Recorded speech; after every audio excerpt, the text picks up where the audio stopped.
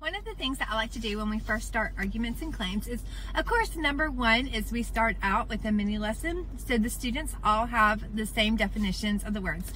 So we define arguments, we define claim, we define rebuttal, all that good stuff.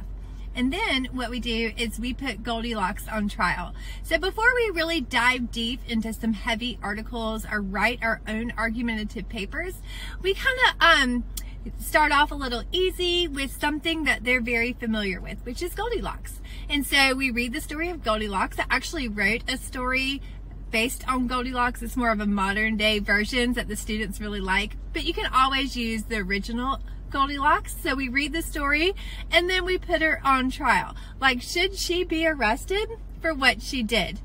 And the students have to come up with a claim, and then they have to back up their reasoning.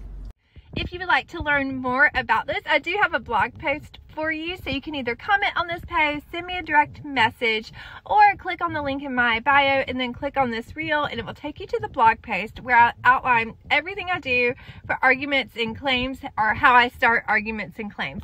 It also has links to the resources, and there's a freebie there for you where it's matching with the words and the definition. So arguments and claims matching. I hope this helps. It's really a lot of fun and it's a great way to introduce arguments and claims.